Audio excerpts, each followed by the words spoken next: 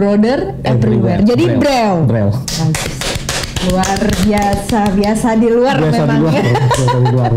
Oke. Nah, yang namanya Minang, dia harus muslim, itu ketentuannya. Dia tidak muslim, dia bukan Minang. Itu ketentuannya gitu. Ya. Karena adat basan di Sarak basan di Kitabullah. Adat Sarak Bekato, adat memakai. Gitu. Justru kadang-kadang dia selalu terdepan daripada etnis Tionghoa. Dia terdepan selangkah. Sebab etnis Tionghoa dia buka toko, di depannya selangkah ada kekeliman. Itu udah beda cerita. Beda ya? Itu udah beda. Dia jual bapak tu sasek di bawah situ aja.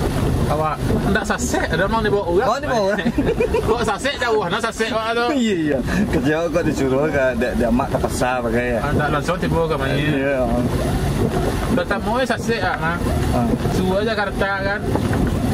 Turun di bandara kira Tangerang, salah kan. Kau nak Jakarta, kalau kau Tangerang lama. Terus tahu apa John. Yang penting jika perlu jaga juga ya, tenang, jangan terlecet pergajian yang nentuin ya. Ya bang, pokoknya serah bang aja deh gajinya, yang penting saya diterima kerja. Ngomong-ngomong bang, ini kapan mulai kerja bang? Kapan mulai? Sekarang boleh. Awak dulu pernah dibawa kanda dari ke Bali ya. Diajak ke Bali, tidak boleh je orang gaya awak kena dari adalah anak metal.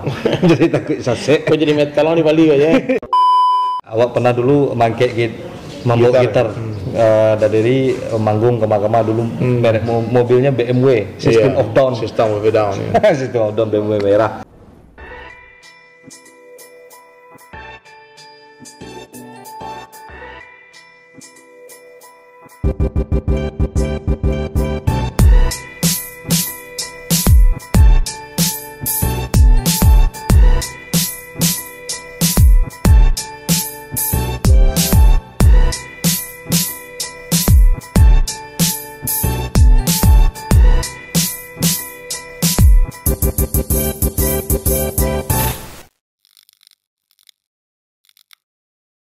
Assalamualaikum warahmatullahi wabarakatuh. Selamat datang di podcast Orang Awak yang pasti selalu menghadirkan para tokoh-tokoh yang begitu inspiratif. Dan alhamdulillah hari ini kita telah kehadiran seseorang yang begitu luar biasa.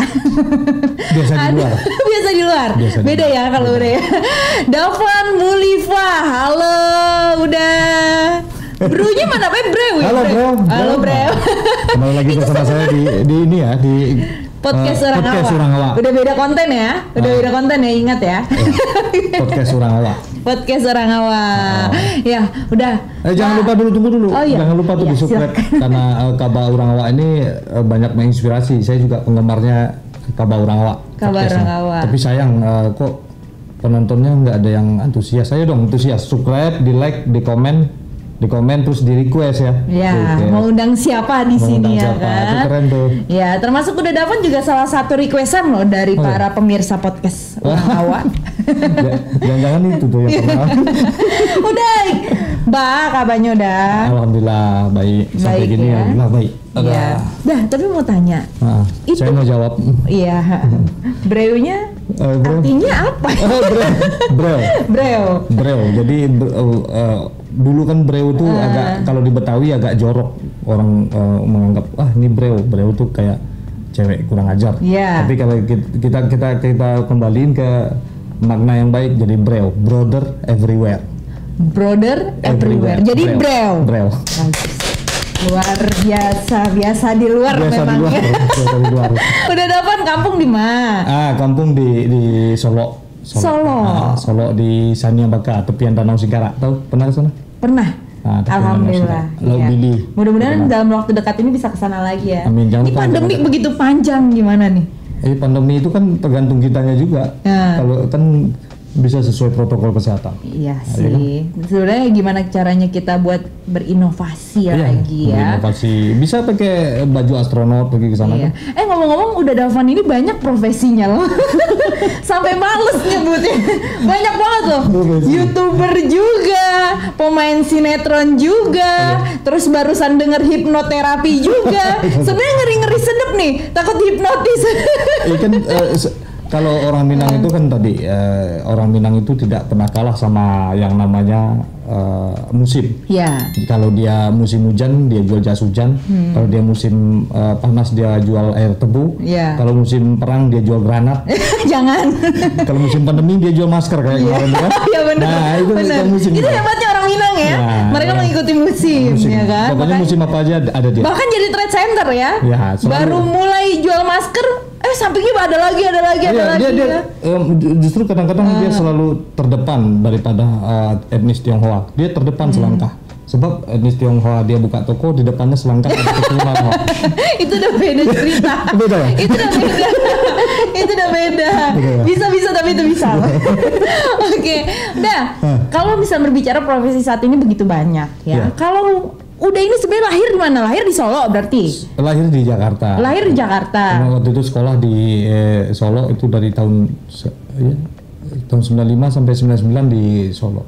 Tapi saking sukanya sama Minang, pengen tahu banget soal Minang, sampai ke Malaysia dulu, cuman nyari tahu Minang itu apa sih di sana gitu. Oh ya. Nah, saking pengennya gitu. Itu tahun berapa ke Malaysia tuh?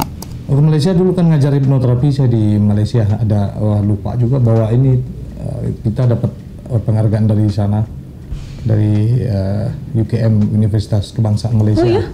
Buat tentang main engineering mesin pikiran. Itu dulu tahun 2016 sama Om Beni Budaya juga waktu itu. Berarti luar biasa ya. Biasa di luar. Iya benar-benar. Itu lagi balik ke situ. Oke, udah. Nah, berbicara lebih dalam seputar hipnoterapi. Karena kan udah ini kan salah lebih dalam, satu. tunggu lebih dalam takutnya nggak bisa Takutnya pulang. kedalaman ya. Naksir. Jangan dah. Ya, terus gimana? Bahaya. Ini suka baper nih. Oke, udah dapat. Hipnoterapi itu sebenarnya tekniknya tuh seperti apa sih? Oh, hipnoterapi itu kan jadi ada penyakit itu yang bisa diobatin sama apa namanya medis, Ya. sama non medis, medis dan non medis. Ya. Jadi Kalau medis berarti berupa kedokteran, Ya. obat-obatan Ya. gitu ya. Kayak non medis itu kan kayak gangguan pikiran, stres, itu diobatin pakai hipnoterapi. Kalau bipolar bisa diobatin dengan hipnoterapi. Bipolar itu dia ada kerusakan jaringan juga kalau di bipolar. Berarti itu harus menggunakan medis juga. Medis juga, hipnoterapi juga. Biasanya orang bipolar itu ketakutan tinggi tuh. Nah, iya. Terus, dia kalau Karena tekanan biasanya ya, kan. karena tekan terus jantungnya juga kena, ya kan? Tuh, dia kalau yang dia sebelum terjadi bipolar lah di terapi. Nah, hipnotis itu kan hipno itu artinya ya. Ya, Hipno itu kan artinya dewa tidur. Itu awalnya. ya. Hipnotis itu hipnotis itu adalah orang yang melakukan Iya, hipnotis. orang yang melakukan. Ya, terus kegiatan itu disebut dengan hipnoterapi. Tapi kalau yang di jalan-jalan itu salah itu. Di jalan Itu bukan katanya- hipnotis? Bukan, itu Tapi kok banyak kok yang, aduh saya dijamret nih, kok bisa dijamret, dihipnotis saya gitu kan banyak. iya, orang yang kena hipnotis itu orang yang mau dihipnotis. Kalau dia nggak mau dia nggak kena. Jadi orang yang di jalan itu kena hipnotis karena dia memancing dari kerakusan seseorang yang di jalan itu juga. Misalnya kita pengen, Mbak di sini Mbak pengen gini. Tapi itu kan memainkan pikiran juga dong. Ya itu disebut, kalau itu kan ada esensi setan gitu kan, kayak alam apa, kayak gendam, itu disebut Iya. gendam. Kalau di Minang pukau. Ada ajian-ajian gitu. Kalau hipnotis enggak, kita hanya cuman provokator untuk orang ini masuk ke dalam bawah sadarnya. Gitu. Sebagai provokator aja. Ya sebenarnya yang orang yang rata-rata bisa dihipnotis itu adalah orang-orang yang cerdas, yang punya imajinasi tinggi.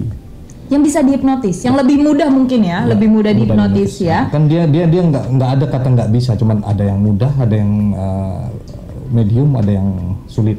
Nah kalau udah sendiri kenapa bisa lari ke dunia hipnoterapi? Dulunya diajak sama, dulunya kan belajar itu, senang belajar itu. Iya. Jadi kita pengen tahunya tinggi, pengennya orang bisa, saya harus bisa. Jadi tukang sulap juga pernah dulu. Berarti bisa dong beberapa trik sulap. Iya. Ada trik sulap simpel nggak yang bisa ditunjukin? Sulap itu kan ini apa namanya, pasti ada gimmick semuanya. Iya. Ya harusnya tadi bilang dong, mau sulap nih kan gimmicknya bisa dibawa. Nah, Jadi itu hiburan. Jadi sulap itu bukan penipuan tapi sebuah hiburan. iya benar. Trik ya, lebih ke trik berarti ya. Nah, kalau hipnotis itu ya memainkan pikiran seseorang. memain pikiran itu membawa ke alam bawah sadarnya. Jadi kayak semacam fobia misalkan. Nah, jadi itu bisa diobati dengan iya, hipnoterapi. Itu. Jadi kayak komputer itu kan diinstal ulang. Iya. Ya, manusia juga komputer, maha komputer mah. Iya. Bisa diinstal ulang lagi. Jadi diprogram lagi apa yang pikiran manusia ini banyak juga virusnya. Iya, benar. Nah itu buat hipnoterapi, nanti datang aja.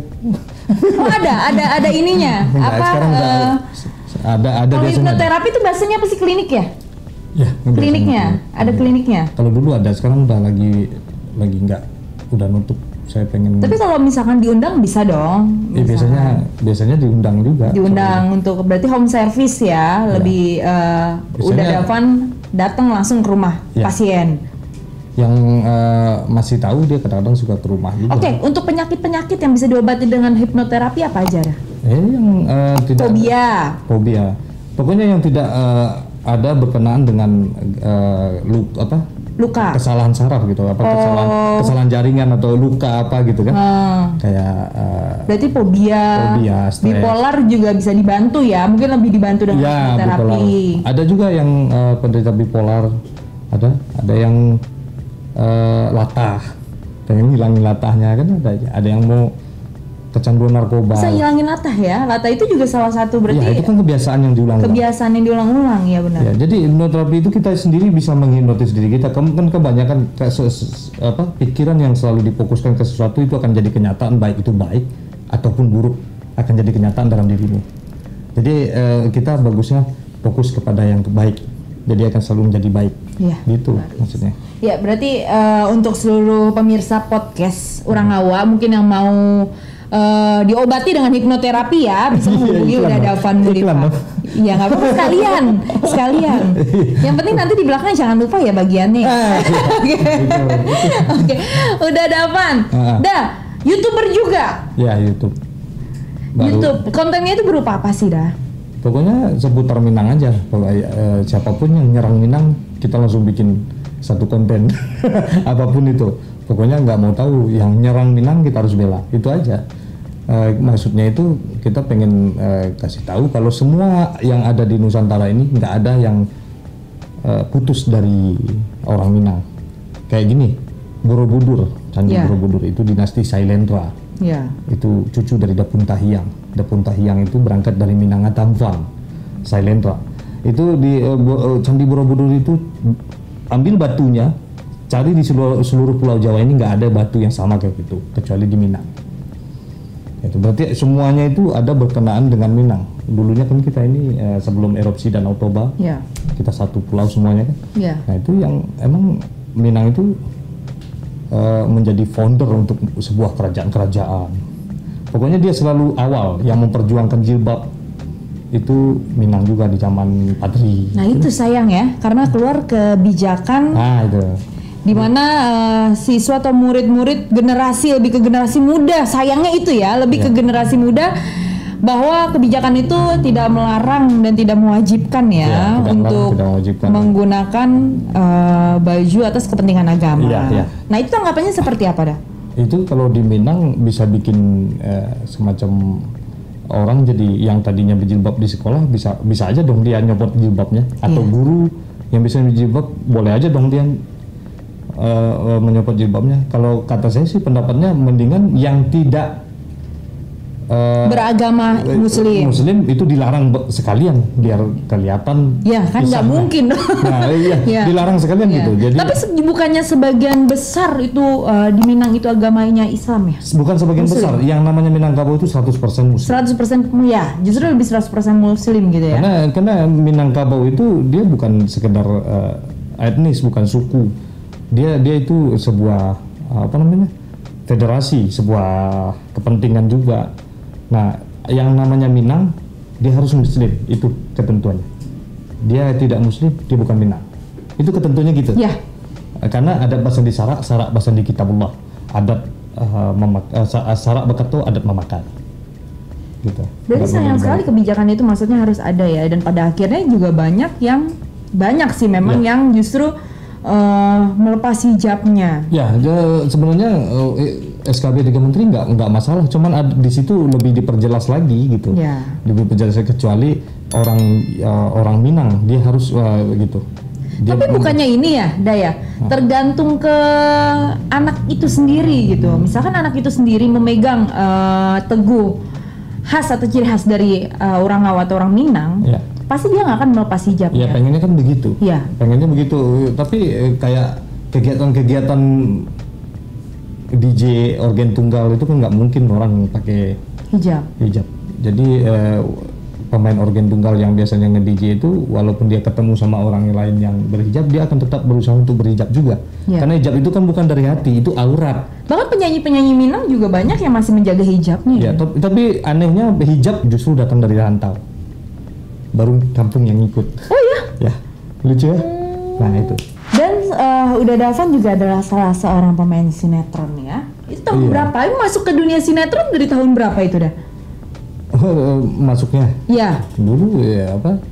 Ya dari figuran dulu sampai nggak tahu tiba-tiba diajak main. Tapi tujuan Uda Davan untuk merantau ke Jakarta itu masuk ke dunia entertain kah? Ya, tadinya iya sampai kita ngamen antar mobil dulu kan.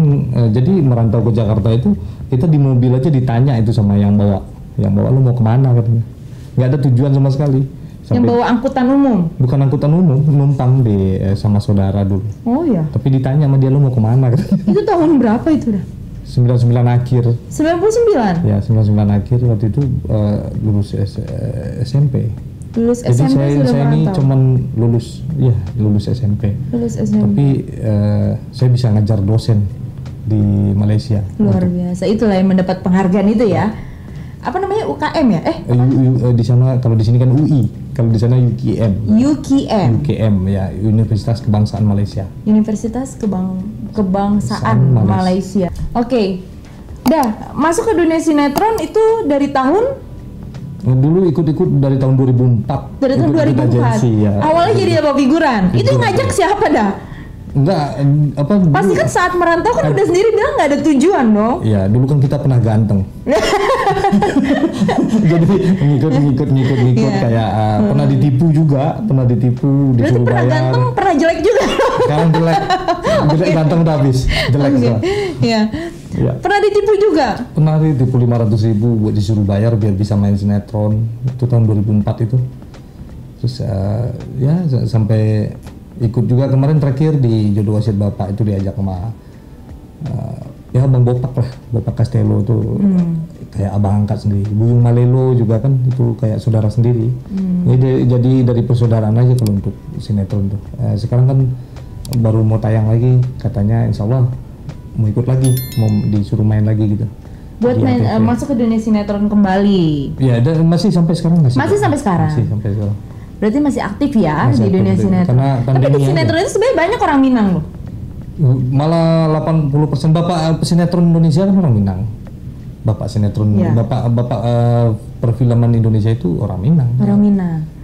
Jamaluddin Malik, ya kan? Ya makanya banyak sekali sebenarnya artis-artis sinetron yang memiliki garis keturunan Minang. Ya, dan memang dari dulu kan orang Minang jarang yang jelek. Berarti emang orang Minang di mana-mana aja ada gitu. Di mana-mana aja. Jadi kalau ada orang Minang dia malu ngaku jadi orang Minang, itu salah banget.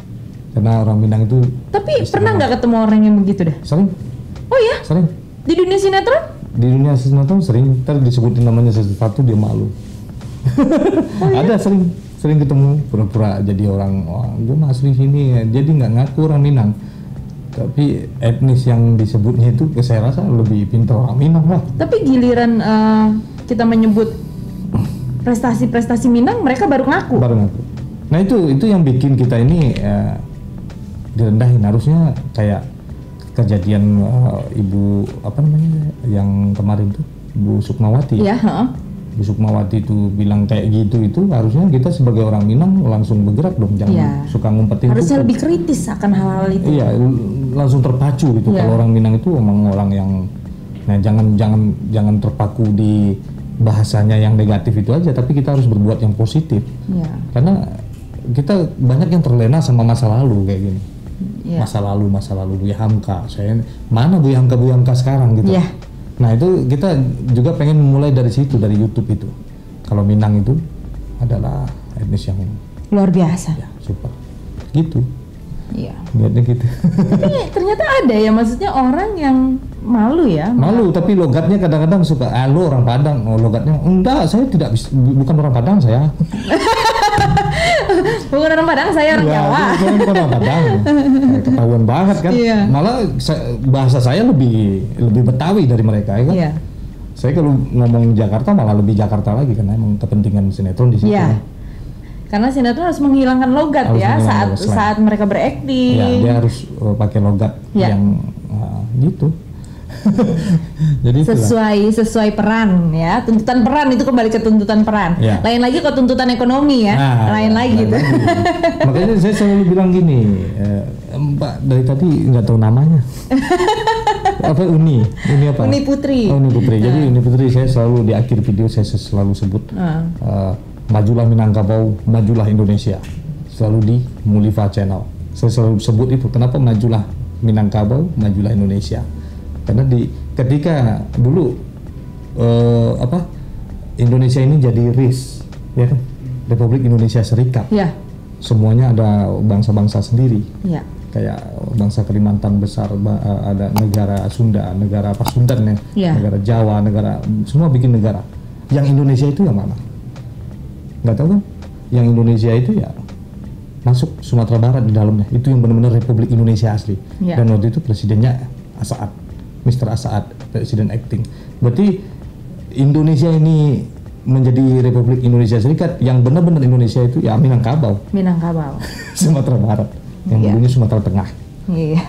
Ya. Tapi memang ya Nggak bisa diumpetin itu, makanya saya selalu buka, gitu. Nggak ada yang bisa diumpetin, kayak pahlawan-pahlawan yang disebut. jadi buat apa malu gitu ya? Iya. Dulu coba kita Mungkin gini kali dah. Banyak juga yang maksudnya yang untuk mengakui dia orang Padang, karena ada kan yang bilang katanya orang Padang pelit-pelit dah. Orang Padang, orang Minang ya. Iya. Itu bukan pelit tapi pandai berhitung. Iya. Bedanya apa tuh? Pandai menghitung. Jadi dia kalau yang menyebut pelit itu pasti bukan dari lingkungan keluarga dong, dari teman, Ya. dari tongkrongan. Ya. Jadi orang Minang itu dia lebih mentingin di rumah daripada yang di tongkrongan. Nah kalau gua nongkrong di sini, gua ngabisin duit 100.000, gua ngasih rumah yang di rumah gua kurang. Seperti dong. apa? Gimana? Iya, kan gitu. Misalnya ngopi, ada yang minta mabuk ini segala macam, kan itu banyak tuh biar tekor asal kesohor tahu sendiri kan. Iya. Ya kerjaannya begini, cuman driver atau Iya. apa, tapi suka Tapi nyalek. kalau depan temannya, Itu Minang nggak ada. Dia lebih mementingkan keluarganya di rumah daripada pergaulannya. ya. Nah, makanya di pergaulan dia disebut pelit, tapi kalau di rumah dia seorang bapak yang baik. Nggak pelit berarti ya? Pernah dengar Tapi udah Dafan pelit nggak nih? Hah? Udah Dafan pelit nggak? Saya pelit sama diri saya sendiri. Ini endorse malah. Nah, gitu. Jadi kayak gitu. Iya. Nah, yang paling sayang sama anak kecil itu ya Minang. Yang provinsi sayang bayi gitu. Iya. Pernah dengar kan? Nah, itu Minang. Karena terlalu banyak pantangan-pantangan untuk bertemu bayi. Banyak lah aturannya kalau di Minang itu. Nah, kita nggak ada yang namanya biar tekor asal kesohor. Oke, dah sampai sekarang masih aktif di dunia sinetron. Masih. Sebenarnya dunia sinetron atas protokol kesehatannya itu seperti apa sih dah?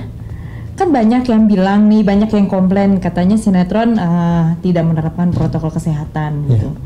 Iya sebenarnya sih iya sih. Sebenarnya harus nggak sih saat berakting, saat berperan itu seperti menggunakan masker, menggunakan face shield, menjaga jarak gitu. Ya. Harusnya kan kayak gitu, makanya kemarin itu syuting sinetron itu pernah divakumin selama pas pandemi. Iya. Beberapa bulan. Iya. Akhirnya Isi TV tayangan ulang terus itu dah. Nah, ya, beberapa bulan itu karena nggak mungkin dong ceritanya kita pakai masker semua kan gitu. Makanya akhirnya kayak beberapa stasiun TV dia membuat studio sendiri di PH-nya. Iya. Biar bisa syuting di situ. Mereka membuat studio sendiri. Berarti mereka settingnya langsung di studio seperti rumah, sekolah, kantor itu di satu studio. Betul. Gitu. Nah sekarang ini kan udah mulai agak dilonggarkan lagi. Iya. Makanya udah mulai lagi satu-satu. Tapi kan harusnya mencerminkan ya, Harusnya. seperti mereka keluar posisinya mereka berperan untuk pergi ke kantor harusnya menggunakan masker. Iya. Karena kan bagaimanapun juga yang ada di sinetron itu adalah public figure, Iya. di mana public figure itu menjadi contoh ya. Iya. Bahkan ada orang yang nggak tahu pengen tahu gitu, karena public figure yang mereka idolakan ya. Harusnya seperti itu dong. Justru kayak gitu juga, makanya banyak juga yang artis-artis itu malah nggak pakai masker, yang ada di IG malah. Iya. Dia ada di sinetron itu dia juga nggak pakai masker di IG-nya sendiri kan gitu. Iya. Tapi kayaknya itu mungkin karena dia udah di rumahnya sendiri mungkin kayak. Tapi agak sulit nggak sih kalau misalkan berperan itu menggunakan face shield, menggunakan masker? Iya sulit, ceritanya gimana ya kan ceritanya jadi sulit gitu. Iya. Karakternya itu jadi aneh, semuanya pakai masker atau bisa dibikin Mungkin lebih cerita pandemi. mimik mukanya ya, mimik mukanya jadi nggak kelihatan Iya. kali ya. Ini marah apa senyum gitu kan? Ini orang marah pengelawak kan nggak tahu ya. Atau ceritanya judulnya jadi pandemi. Nah, jadi pandemi gitu. Judulnya pandemi, oke. Iya. Tapi itu Jadi nggak ada lagi tuh iklan baris yang ada di bawah sinetron. Biasa kan adegan ini dibuat sebelum masa pandemi kan ada. Iya, sekarang udah nggak ada, udah mulai stripping lagi. Oh iya. Berarti tetap Mungkin ya. diawasin kali, kayak Iya. protokolnya mungkin di PCR dulu kan sekarang udah penggantinya kayak kita pakai facial nih, kayak misalnya kayak di podcastnya Bang Deddy Corbuzier dia pakai PCR di luar kan. Iya. Nah dites itu dulu sebelum main sinetron, mungkin seperti itu. Mungkin mereka melakukan itu, mereka Iya. PCR dulu. Cuma kan memang tidak dicantumkan Nah, iya, itu. atau tidak dinotifikasikan bahwa di mana artis-artis tersebut Iya. sebelum bermain peran mereka PCR dulu. Iya. Di mana PCR itu pun ada masa berlakunya ya, udah Dava ya. Ada masa berlakunya misalkan 7 hari, seminggu. Berarti seminggu kemudian wajib mereka untuk PCR lagi. Harusnya Kayaknya seperti itu. seperti itu ya, cuma sayangnya tidak dinotifikasikan. Tidak dinotifikasi. Cuma kan ada dari pihak KPI justru hanya mengkomplain program-program talk show ya kan, program-program kompetisi gitu. Padahal di mana kompetisi dangdut, KPI ini kepanjangannya apa sih? KPI itu kan singkatan dari Komisi Penyiaran Indonesia gitu kan. Mungkin harusnya ada yang menggalakkan lagi di setiap programnya. Tapi itu dia udah masuk ke ranah YouTube apa gimana? Untuk YouTube sudah harusnya maksudnya sudah ada beberapa yang cuma mereka fokus ke program TV karena menurut mereka program TV itu kan merupakan panutan ya atau tuntunan gitu kan.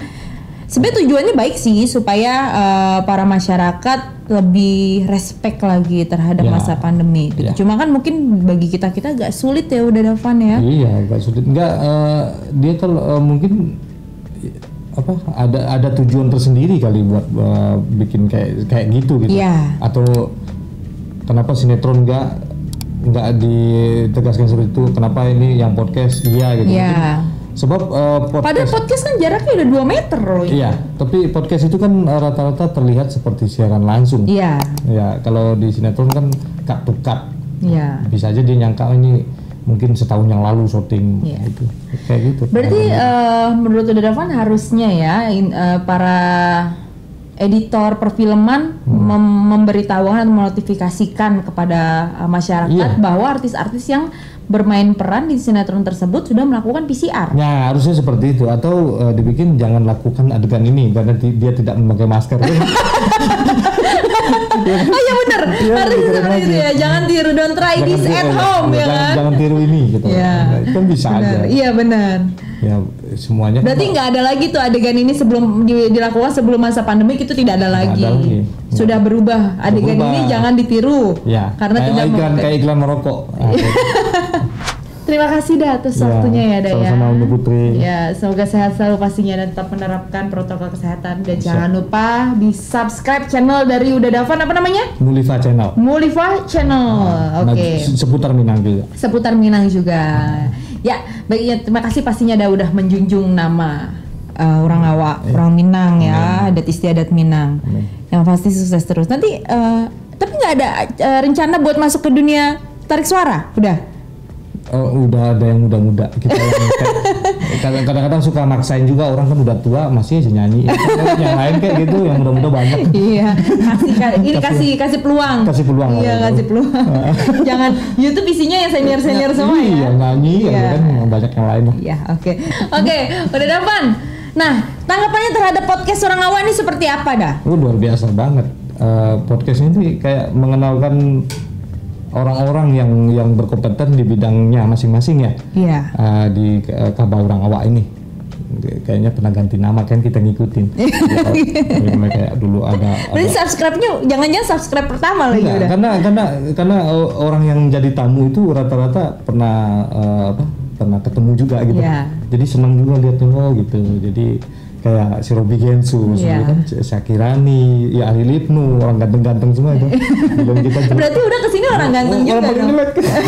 Tapi kan udah Davan sendiri yang bilang ya podcast ini paling beda gitu paling kan. Beda. Nah makanya udah Davan yang paling yang bikin beda tuh udah Davan. Jadi yang ganteng itu kan udah berlalu kemarin, udah banyak yang kesini. Nah ini kita yang jelek tapi yang paling penting. Nah gitu, biar jelek yang paling penting. Iya, yang penting isinya.